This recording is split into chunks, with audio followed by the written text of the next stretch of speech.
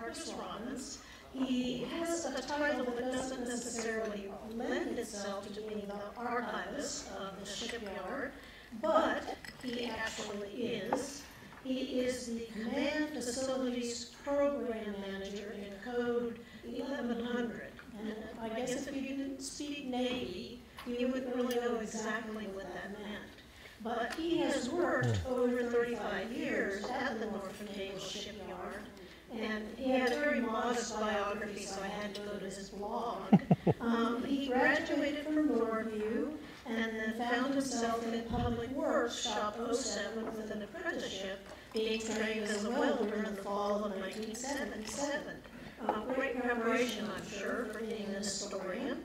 After 4 years of waterfront time and trade theory with Shop 26, his career evolved around public works, either working with his tools as a journeyman welder, serving as a planner and estimator, and an engineering technician in the facility support contract division, and then serving staff to the public works officer.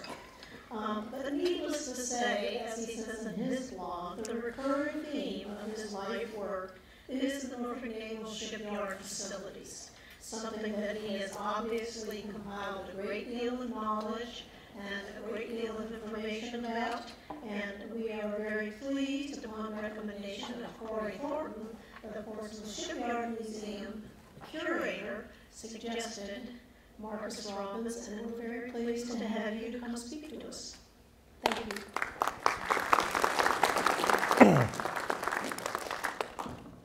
All right. Thank you, Sue, and welcome. Thank you so much for this turnout. 35 years is a long time. So, you know, everything that I've done has revolved around the facilities of the Norfolk Naval Shipyard. A couple of shout outs, thank yous, and so forth. First, my mom. She encouraged me. Fred, that's a little loud. She encouraged me to go over there and serve my country if I didn't go into the service, do something good. Navy Yard's a great place to work. Never let anybody talk down about our naval shipyard. I do need to acknowledge Captain Mark Bridenstine. Thank you, boss, for coming.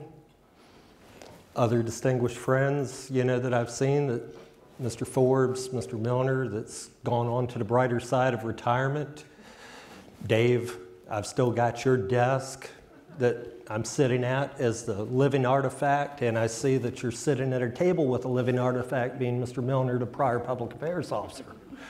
So anyway, it's a good, friendly crowd. What I want to do is present to you today a 55-year history that is often overlooked. Gosport as our shipyard from about 1843 to 1898. So what happens in there is we've got the finest shipyard in the country during this period of time. I write in my blog, facilities worth fighting for. So by the time that the Civil War and the nation's strife comes about, we find that Gosport is a pivot point, is a flash point for what happens. Things that happen right down the road determine the fate and the duration of the Civil Wars, you'll see in just a few moments. The other things, what I wanted to do was point out things that we can go back. History just isn't in writing, it goes back to like my facilities time, what you can see, feel, touch, interpret, and then can you see anything out here today, you know, that can bring you back to that time? Internet, driving, we live a fast-paced life, but there's little tidbits out here that I'm going to be able to show you: roadway signs, trail interpretation signs, and just places you can go and read about things that happened at our shipyard. So it's really a privilege. I've worked with Corey for a number of years as an ad hoc volunteer. Number 2 High Street is the best kept secret in Portsmouth. You need to go down there. So anyway, without further ado, I think I'll just take you through this and keep to my time and give us an opportunity to ask some questions. Here again, everything that you're going to be seeing today is a lot of things you've never seen in books. They're out of my personal collection, prints, lithographs, postcards, old 1860s paper. But if you can look at different little items and you can interpret, you know, the story that they tell collectively all together, it's going to be a very fresh and exciting program. I hope you'll enjoy it.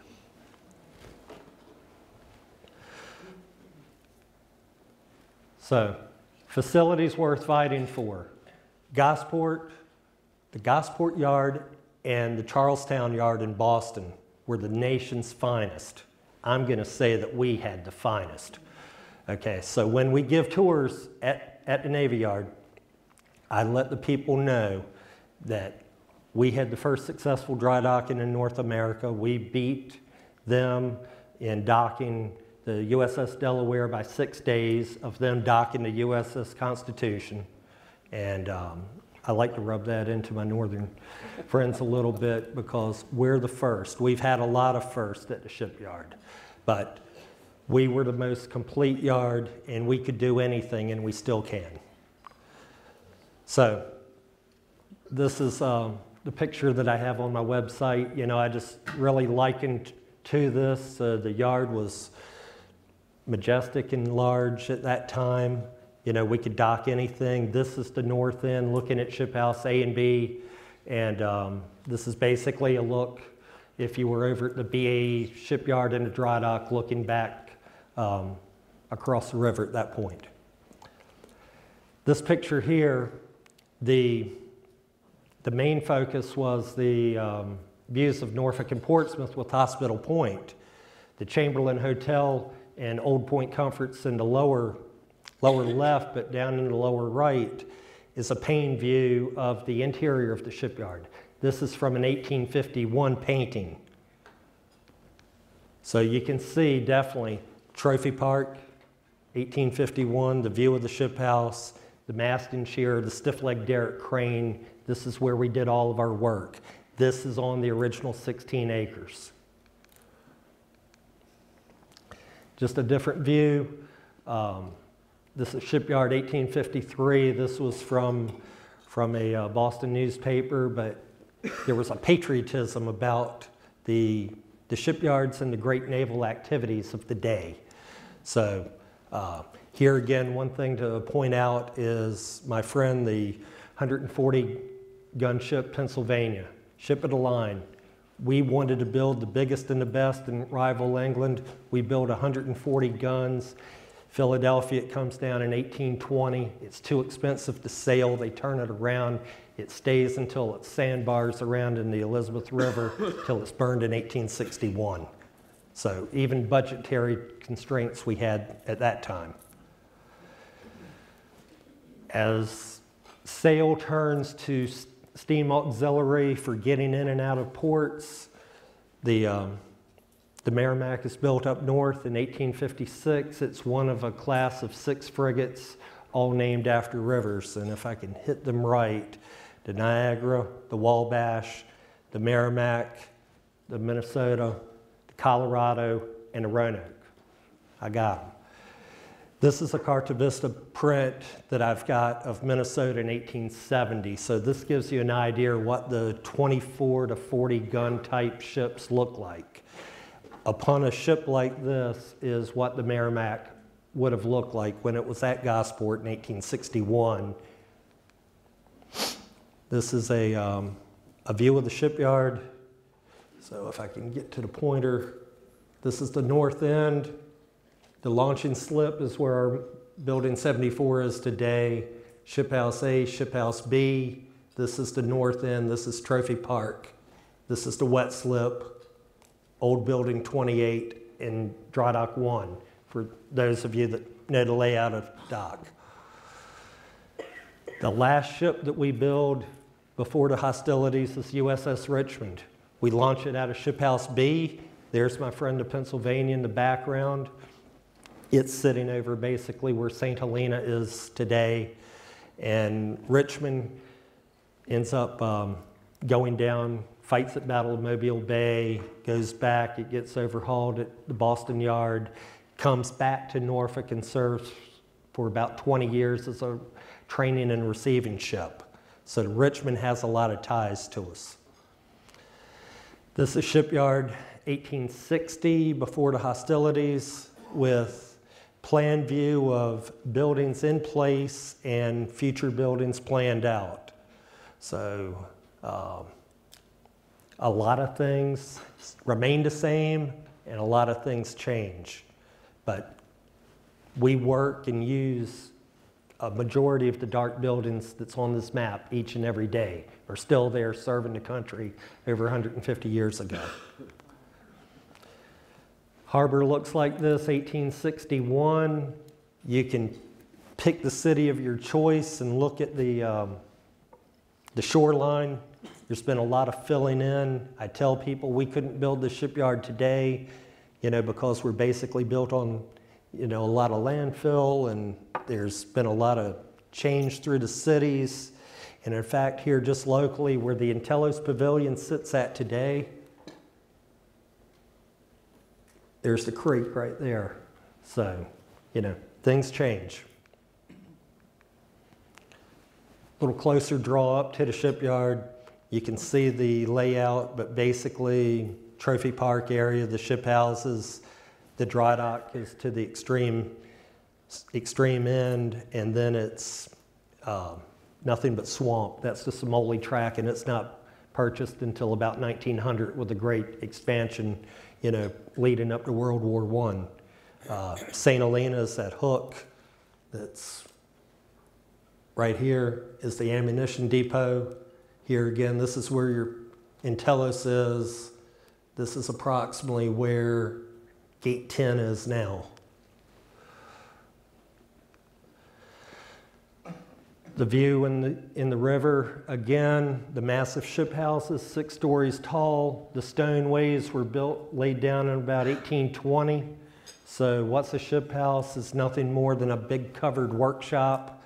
All of your trades would have worked underneath there. So you're building ships traditionally, laying a keel, bringing up the ribs and the knees, and sheathing it to a point to make it a hull, and then backward slide launching like you saw the picture of the Richmond being launched.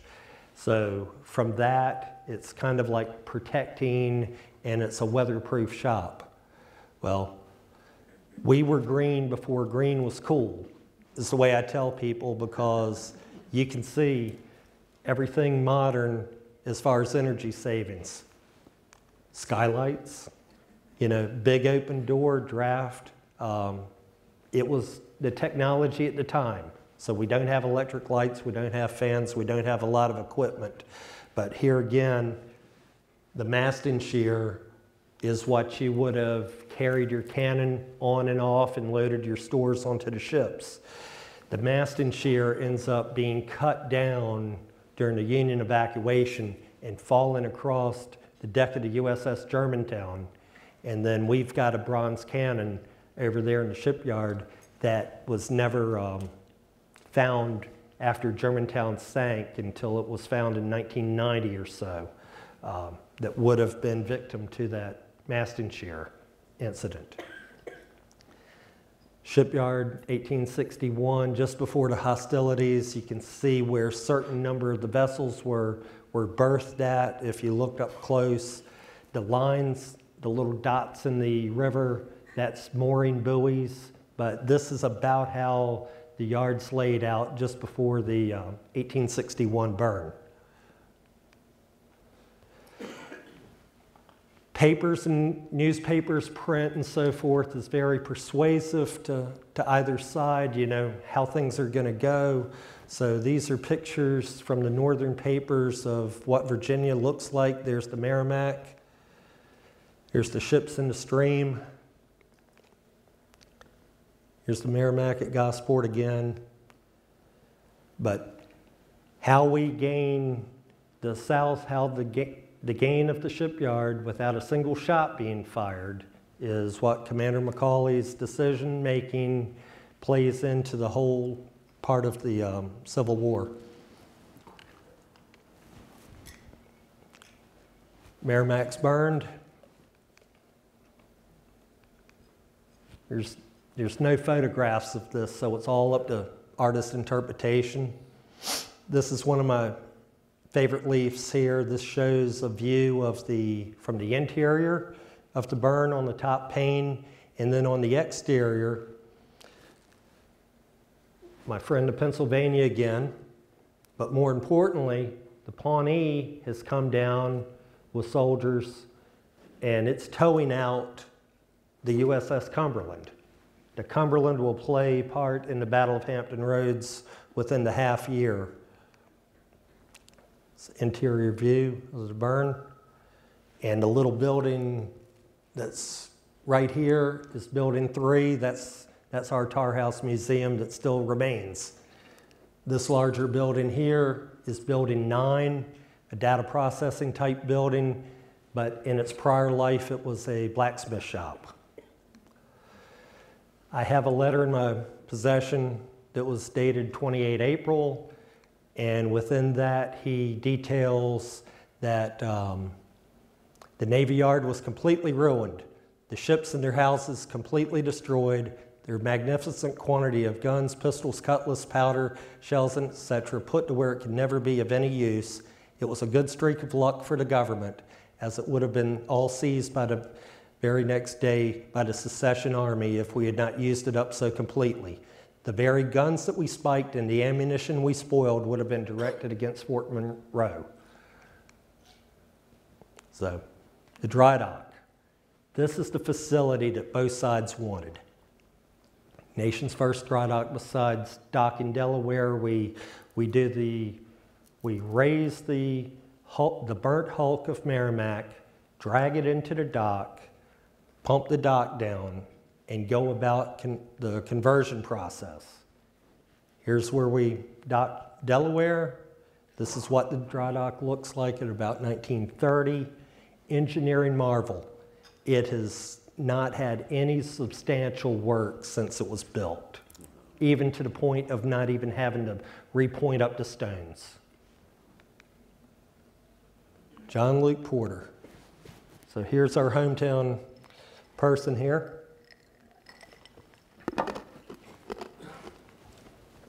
He resigns his United States Naval Commission, comes over to the Confederate side.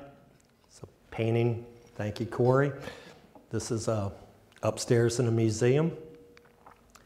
This is the marker down on High Street. Conversion of the dock in the stone dock of Merrimack.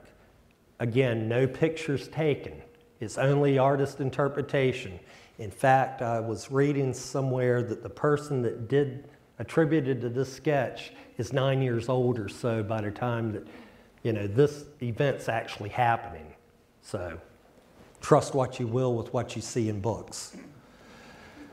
This is from part of Porter's actual sketch, how the gun deck and the berthing deck is and the water line. First, he's looking at building a floating battery. Later, the dotted lines underneath, you can actually see the lower hull of Merrimack. So this is Merrimack going out, going past Fort Norfolk. So the south ends up taking little annexes all around the harbor. So here's Fort Norfolk.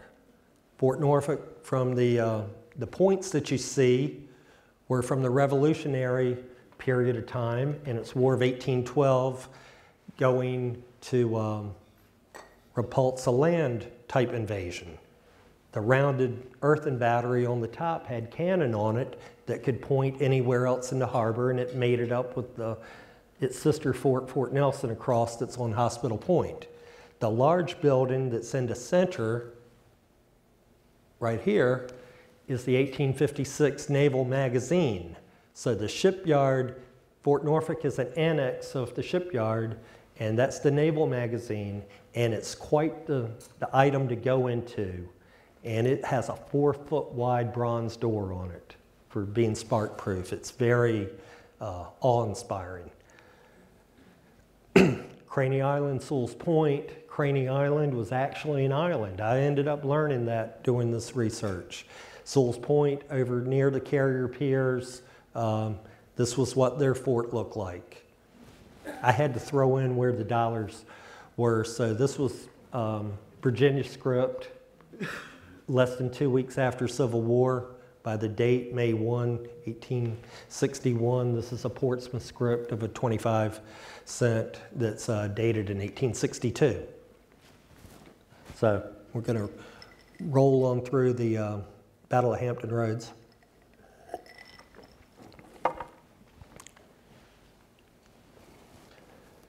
Again, no pictures. This is a beautiful painting. This is from Mariners Museum. You can see Virginia in the background. This is also the painting that John Corstein uses on the cover of one of his books. Again, Cumberland, very bloody. The burning of the Congress. The United States Navy doesn't suffer a larger defeat until Pearl Harbor in 1941. Battle of Hampton Roads. So at your commanding level, Warden commands the Monitor. And then a couple of years ago, I had the great honor of being able to tour the great-grandson of the executive officer of the Virginia, Catesby Jones. So if you know, with the Battle of Hampton Roads, Buchanan is shot with a mini ball while they're trying to take the surrender flag there of Congress. So he's shot from the land battery, and he's put out of commission, so his executive officer takes over, being this gentleman's great-grandfather. So this is the gun that's at the Mariners Museum that the muzzle is shot off of by the Cumberland on the first day of the battle. So this is what, a 6-inch solid shot. This came from the Federal batteries at Fort Butler, Newport News Point, where the tunnel lands onto the property over there at the end of the current Monitor Merrimack Bridge. These are rifle mini balls that came from the dredging of the harbor when the bridge tunnel complex was built. Both of these items would have been fired more than likely from the Federal side. There was no pictures. Artists will sell books, paint anything. There's splashes of fire and ships all in the background. It didn't look like this. And it surely didn't look like this. It's been told that this is one of the most accurate photos, and you can see where I've taken this out of a book, that during the battle, they were no further apart than 40 yards, 120 type feet. Many times they touched. All that smoke from all that gun, it was obscured. Thousands of people watched from both sides of the shore, but not a photograph was taken. 1880 stereo view card represents similar type view, and the confusion continues. The spelling of Merrimack with a K, that's a whole nother talk of, of the river names and so forth. So.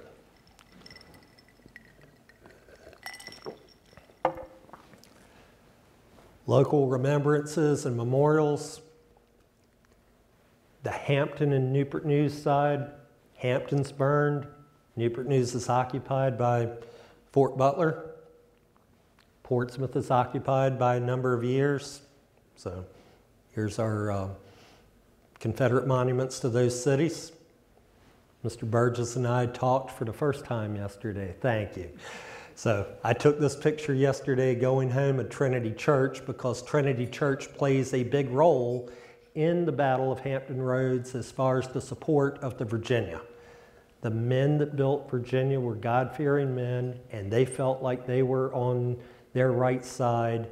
The pastor blesses the ship, prays for the men. They go and have services. And I'm sure that Dean has written in his book a whole lot better interpretation than what I'm giving right now. But the smaller portion of the building was the original building to where some of the very sailors that sailed on Virginia came from. The Confederate window, Dean was kind enough to give me some explanation of it. And here's on this pedestal is the name of the officers that died during the entire Civil War conflict that came out of the Trinity Parish here. Without going through and reading this, the window at the bottom as it currently is, down there with the red, is the current replaced non-offensive text. But what happens during the federal occupation, and I believe Virginia isn't readmitted to the Union for 9 years, so we're under a military state.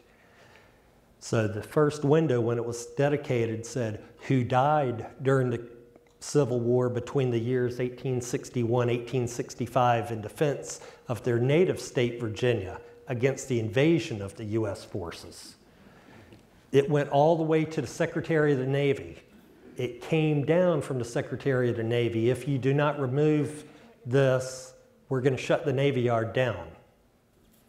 So, to where we had 1,500 men, Portsmouth men, serving in Navy Yard, by the time the war's over, there's no Southerners in the Navy Yard. And it stays that way until the Reconstruction period going into the 1870s. We're basically denied a lot of money for capital improvements. Now, I did want to throw this in, and this is something, although the battle did not happen over the Elizabeth River, the interesting fact here, this was the 1967 brochure for the tunnel. Talks about the battle between the ironclads, but I wanted to bring this up so you could see it. Cross the Elizabeth River in 3 minutes. How well do we long back for the 25-cent toll on the tunnel that we used to have? Postal commemorations, this is actually on March 9, the date. This is actually on March 9, the date of 1978, 1979, 116, 117 years later. So I wanted to run through this pretty quick and look at looking back. A year ago, I went out and took some photographs at 150 years ago. Sport Wool, it's a monument for the southern side. On the others, and you'll see the converse side for the Federals. This is the Hampton Overlook for the Battle of Hampton Roads. This long view picture talks of the bridge tunnel complex out there. This tanker and the Hampton Roads caisson light that's right there. You see this light when you go across the bridge tunnel complex. That's the deep water. That's exactly where the battle takes place. This is the other side for John Warden and Dana Greedon from Monitor. It's the plaque at Newport News. So then all good things come to an end. For various reasons, the Confederates cannot hold Norfolk, Portsmouth. Hatteras is taken, Roanoke Island's taken, Elizabeth City's taken, so the entire way coming up through the sounds for putting supplies to the area is blocked off. The Battle of Hampton Roads, the Virginia and the Monitor are inconclusive, so the federal blockade still remains, and preparations start at the 1st of May for evacuation of Navy Yard. Confederates attempt to blow the dry dock up again, burn the foundries down that's across from Dry Dock 1. This is a bird's eye type view. Noted fact, that building right there, sir, is your building 705. So we've just converted that old home into an office building again. So it's serving into its second century again. As I said, a lot of things change, a lot of things still remain the same. From Merrimack to Virginia, a first and second burn. This actually shows the location of Craney Island and the point where the Virginia goes ashore and is self-destroyed by its crew. Regaining of Navy Yard by the Federal forces. This is looking along the brick wall. This cannon line is about where the old officers' tennis courts are, up in the north end. Rotten Row is south of Dry Dock 1. This is where the ship Delaware that we had built in 1820 meets its demise, and also where the second Columbus is also burned down there. That's off of the modern day Dry Dock 2-3 area. Federal occupation of the east branch of the Elizabeth River. That right there, that iconic dome structure still remains today. That was Norfolk City Hall, 1850. It's the MacArthur Memorial today. Federal letters. So everything, you got to drive it back down to the personal level. Excuse me. These were basically kids fighting for their country, enlisted, conscripted, just into the service. So written within the walls of the Navy Yard, this gentleman writes on that first letter on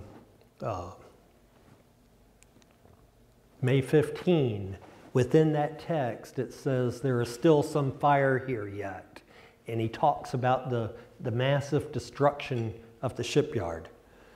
The second letter, he's writing back to his wife about the high price of food and stores here. And he says, basically, I don't know how the people can survive and make it. There's great inflation in the area, so the local inhabitants are living under an occupied land. Civil War still goes. Norfolk and Portsmouth, give up peacefully. They're not burned, but still yet for the locals, there's a great hardship. So that would lead me into the perfect plug for Corey in the museum system here from, I believe, May 25 to August 25 is going to be featuring an exhibit over at Courthouse Galleries. And these letters will be within it, along with a lot of other type interpretations about how the home front, my heart beats for peace. I got your plug in. Army discharge certificate, postal, there was a lot of patriotism, still features the battle. This is the icon where I write for my History Matters writing, my Shipyard blog. This was my icon that I chose to use, and that's one good picture, but I really like the unretouched picture, a little further back. But the gentleman that was sitting on the stone, he did this sketch. The Maven ends up taking Lincoln, I believe, up to Richmond at the end of the Civil War by 1865. But what's the interesting thing in this view right here, those windows, that non-existent roof, that's building 51. That's that long brick building that's at the north parking lot right near the big blue and white yacht club. That's a building that we still use today. Building 51 and 19 on the northern boundary were pretty much toasted. 1866, what buildings survive? The Virginia crew goes up to Drury's Bluff after they march off of Craney Island. Mr. Jones's great-grandfather. They serve a gun up there. I was able to go up there last year. 9-inch gun. This is a Union stereo view card that was taken later on. So Mr. Jones, we were able to give him a tour. So he wanted to come back and see all things Navy Yard and where his great-grandfather served. So we have the half model of the original hull of Merrimack.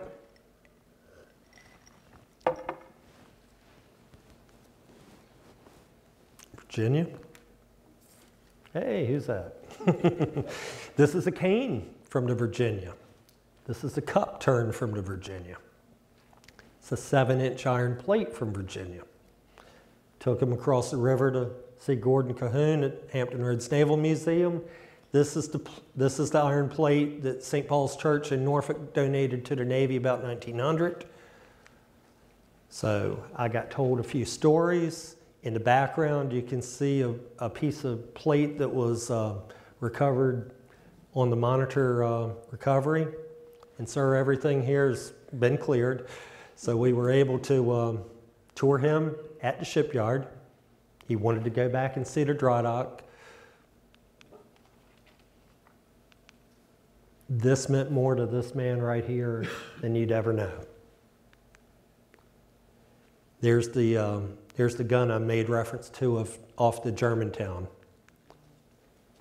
That's the iron bars in Trophy Park, the 2 6-inch bars that we have. And that's where he had signed a postcard for me. So where can you see things today? This is the fun part. I took my wife, I said, Joanne, we're going up north. We live in Elizabeth City, so why? We're gonna go take pictures. So this is outside of Gate 10. This just references Shipyard and the dry dock. This is outside of Quarters A. This references the history of the 3 homes there and the dry dock all being on National Historic Register. But then I really encourage you to walk the path of history. So we have one outside of Shipyard, we have one outside of Naval Hospital, and we have some interconnecting signs that you're going to see. So everything here is going to be in regard to the Battle of Hampton Roads somehow. Beautiful picture of the craned flag on a cold winter day. I did want to just point out again the roof line. That roof was completely burned off of building 19. Quarters A, the decisions made in here by Commander McCauley, if he would have listened to Gideon Wells and got the Merrimack out of the harbor earlier, the whole deal could have changed. You know, the Confederates end up sending guns all the way to the Mississippi River and all the way down to Georgia. You know, they capture almost 1,100 cannon that fortifies and basically prolongs the Civil War for a long time. So, Porter again. I finally found this one. This one's very obscured. This is behind the Intellos down by the yacht piers. Collier's Raid, I threw this one in because it makes reference to the first burn of the shipyard and the strategic importance of the shipyard. So they burned 137 vessels in the harbor, and they basically disrupted commerce in the entire area, and then they disappeared and they went back up north. But again, the shipyard was a central point. Naval Hospital, you know, serves both sides. The Confederate monument here downtown. This is what it looks like up close for, giving honor to the services. Cedar Grove, first time I had been over there was on this day. So E.V. White was first engineer on ship. I found his grave. This meant something to me because this picture was inside of this booklet that's a very fair and balanced writing of the Battle of Hampton Roads. Within here, he talks about, gives his opinion of how the Monitor saved the Federal fleet, and if it didn't show up, things could have been much different. And at the end, that he acknowledges that Porter was the chief constructor of the ship. Gravestone is in there very tight. The Sisters of Mercy yard, taking care of the first nursing type corps, taking care of the Confederates at Shipyard.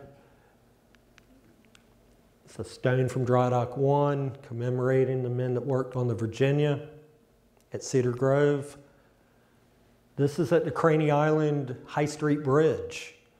Talks about the Battle of Craney Island, and then halfway down through the remainder of it talks about how Craney Island played a role in the CSS Virginia. Go to Norfolk, Town Point Park. The Virginia sails past there. Go to Ocean View. You can find this one down by 15th Bay. Confederate monument at Norfolk for the Norfolk sailors. Things you can see at the Monitor Center. This is worth the trip. This is the cannon that the Cumberland shot the muzzle off of. You can see the hammer marks from where the Union tried to break the trunnions, where it's held on there at the pivot points midway the side, but broke on the back. It was engraved in the 1870s. That's a stereo view card of same gun at Washington Navy Yard in 1870. I'm taking a picture of it, and the Boston Globe reporter is taking a picture of me. That was in the Sunday online edition. Again, that's a really neat, detailed picture there.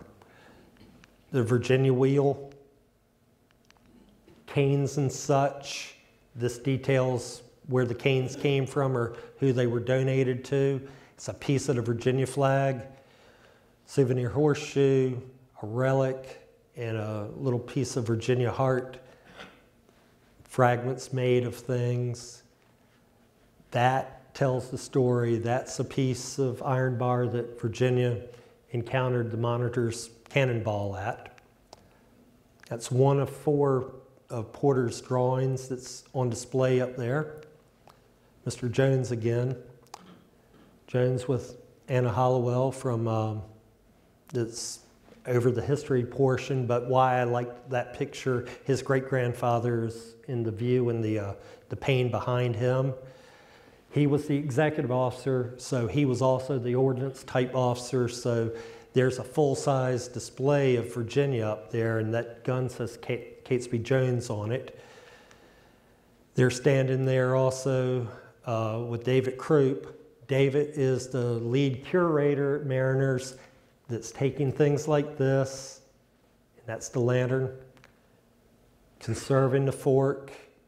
He's doing the turret. This was out of case. So the Monitor sailors that were just interned Friday, just a few days ago, this came off of one of their skeletal remains that came out of the turret. And for me to be within a foot of it last year really brought the personalization that these were people. It just wasn't bang, bang, an event. Jamestown Exposition, great honoring, souvenirs. That anchor was from Old Dominion Iron and Nail Work, is, iron that we've held. They did little horseshoes. Hampton Roads Harbor, leading out of Navy Yard, but Craney Island, definite channel. 1876, the Virginia is brought up. About 1907, this anchor and this half-broken wooden stock was found. E.V. White and others in the papers confirmed that this was the anchor that was shot off from Virginia. Museum of the Confederacy, the same anchor shows up about 60 years later. The Cumberland is still a naval historical sanctuary off off behind the coal piles and the merchant marine ships at Newport News Point. The Cumberland is completely down there, still with men and ammunition, but a sailing vessel weighed anchor out there and couldn't bring its anchor up, fouled in that chain, so that ended up at Museum of the Confederacy. That's the drive shaft of the Virginia. So then that's kind of like part of the looking back, and then as I'm going to conclude, I want to kind of look at the facilities at our shipyard.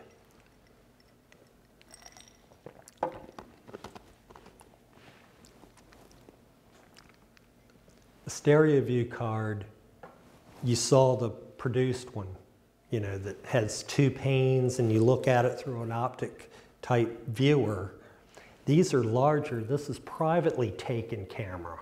So I ended up being able to obtain over time 6 stereo view cards that were taken at the same time through the Navy Yard, and they're all scripted with the same handwriting. So these are one-of-a-kind views.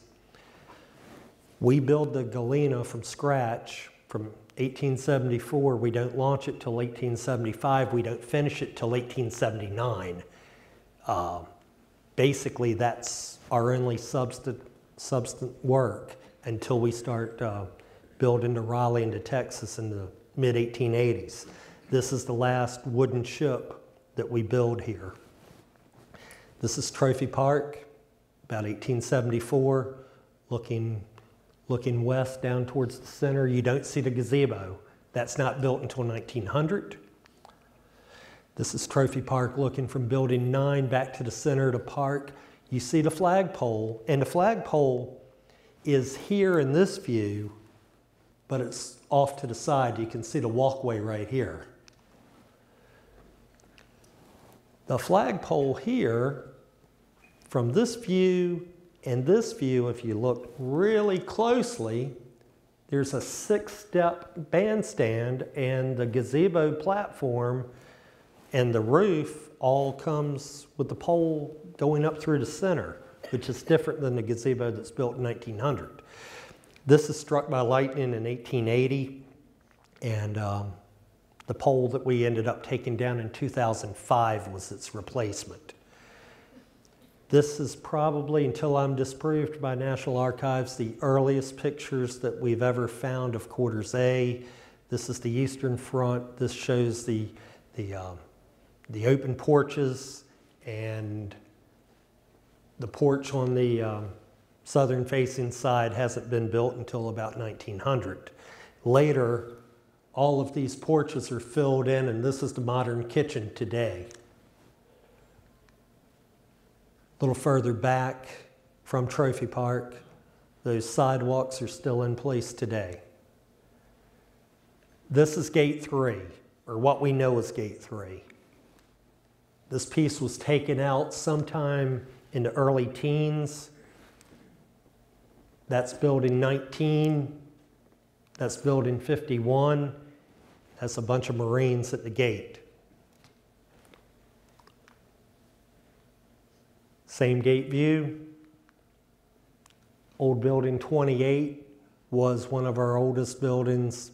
It was started right along the same time the dry dock was began in about 1834, 1835. It survives until right around the year, late 1990s, when our modern building 1575 is built on its footprint. Substantial, large buildings again. And then here's my conclusion. This is the Uss Nashville, one of Newport News' first warships that they're building as we're entering into the time of the Spanish-American War. But what I wanted to depict in this was the industrial grandness still of the shipyard. When you saw the picture of the dry dock with the Confederate burn, there were smokestacks in the background from that foundry. There they are again. It might not be environmentally friendly today, but we produced. That right there is building 705. Again, it was built about 1834, that's one of our reconverted office buildings today. Building 33, right up in that left-hand corner window was Shipyard Commander's office until 1983, and before he passed away, Commodore Donahue told me that out of respect, when building 1500, our current headquarters building was occupied, that he remained there, so Shipyard Commander Gloos could be the first shipyard commander to go into building 1500. So building 33 held a central point for us. So between that, again, I've just hit 55 years. I've hit my time right on at 45 minutes. So that's going to be the end of what I've got. And I was told to, give opportunity for some questions and answers. But again, facilities have been my life. The shipyard's been good to us there. We do a great deal for the nation, and we should be proud of what we have. So thank you very much. In the event that Trophy Park is open, right after Memorial Day, possibly, I hope, as we've done for many years, after the Memorial Day parade, we've opened the shipyard's open Trophy Park to the public. And if that were to happen again this year, I hope, the Congress cannon is located at Trophy Park, a short distance from the plates from the CSS Virginia. And also, I'd like to mention Marshall Platt Jr., who's here. His dad played a pivotal role in writing down a lot of the history preceding so many other books that have been written. Thank you. Great talk, but there's one story you didn't tell that I love that Miss Holliday told, and that was why dry dock number 1 was not blown up. You know why? When the Confederates took the shipyard, they were amazed to find that dry dock number 1 had all the munitions in it to blow it up. It had a line of gunpowder going to a fuse, right. And but it hadn't been blown up. And so after the war, they found the Union soldier who had been ordered to blow up dry dock number 1, and he said, well, he did everything he was ordered to do. He put all the munitions in place. He put the fuse in. Everything was that way. He had been told to light the fuse. He lit the fuse. But before he did that, he kicked away some of the gunpowder so that it wouldn't blow it up, because he'd known people who lived in the houses next to the shipyard, and if he'd blown it up, the stones would have gone over and killed them, perhaps, destroyed their houses. And right. So he didn't do it. Right. So between... Wonderful story. That's right. Hi, I want to thank you for your presentation. I am new to Portsmouth, I will admit that. I'm from New Jersey. And I learned a lot. I have been visiting a lot of the museums, and I'm in love with the shipping history here. It's quite incredible. But I was a little disappointed this morning because I came to hear about the Civil War in Portsmouth.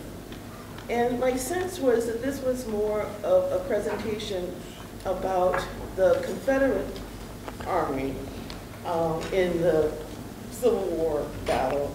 And there wasn't really any attention given to the, maybe the Union history. I understand there was some Union involvement in Portsmouth. There was no discussion about the African American presence or burial grounds, for example, that might be of the enslaved Africans. I know you only had 45 minutes, but I thought, and even the use of the word we, because the we started to feel like you were talking from the perspective of the Confederate history. And that's okay, but I thought the title didn't fit the presentation. So right. That's my comment. Right. Okay. Thank you. Yes? It's my understanding understanding that Hampton Roads was a major stop on the Underground Railroad because of our waterways and the ports and so forth. Right. So did your research find any evidence of that activity? Well, to counter back to the prior, you know, for how I ended up evolving with my talk, Vice, the title that was conveyed and what went out, you know, so there was a misunderstanding at that point. So my intent was all along focusing on Shipyard and the local type area. So, right. So, I guess my question is, with knowing that this talk here was very focused on a particular aspect, just in your general research, do you have evidence of that Underground Railroad activity on the waterways that, you know, you have, that could be presented or shared at some other point? And probably part of what's going to touch on with Mr. Thornton's display this summer is going to be My Heart Beats for Peace. It's going to be the 5-year term of local Portsmouth, you know, so the influence on the local citizens and so forth. So he's been going off collecting artifacts, stories, and etc. So all I could say is stay tuned after May 25 at Courthouse Museum. The Colonel and I can tell you a little bit about that. If you come to the steeple walk, we go to Emmanuel AME Church. And in Emmanuel AME Church, they'll show you where they hid the slaves. And they'll tell you the whole story about how it was a central piece on the Underground Railroad. But they would bring the slaves down to High Street, take them out on the boxcars to the shipyard, and then they'd be carried north. Really interesting. And as to that, to the young lady who's coming back here, if you haven't been on the Steeple to Steeple tour here in Portsmouth, it only happens one day a year. It's the Saturday of Mother's Day weekend. Starts in the morning, lunch at Monumental United Methodist, into the afternoon, ends at Trinity Episcopal. After the tour of that church, you actually get to hear this organ that has 2,700 plus pipes in it. And you're going to go from the Revolutionary War, 7 of the colonial churches here, and the synagogue, that is going to go from the Revolutionary War up through the Civil War, the War of 1812. Every war, you name it, is going to be covered in that tour. Every year, people say, I'm going to go next year. And they wait until the week before. We're already a third sold out. 100 tickets are sold, and that's it. steepletosteeple.com or see Mr. Burgess.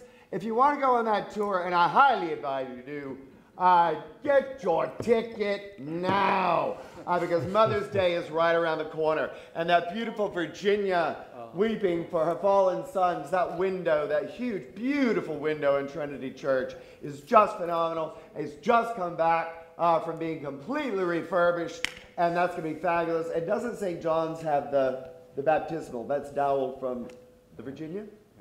You might want to get a picture of that. The baptismal font, the old one at St. John's Episcopal, is also doweled from the main mast of the USS Virginia.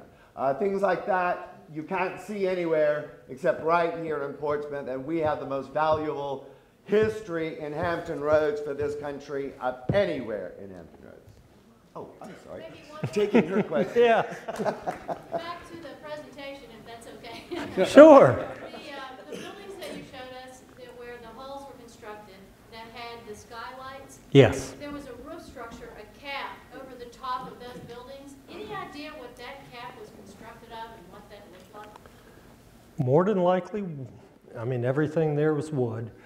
It looked so different in the colored drawings. It looked like it might have had a metal cap on it or something different from the rest of the trusses and members. At the top front, in the several interior views, you see a distinct A and B, as in building, designation.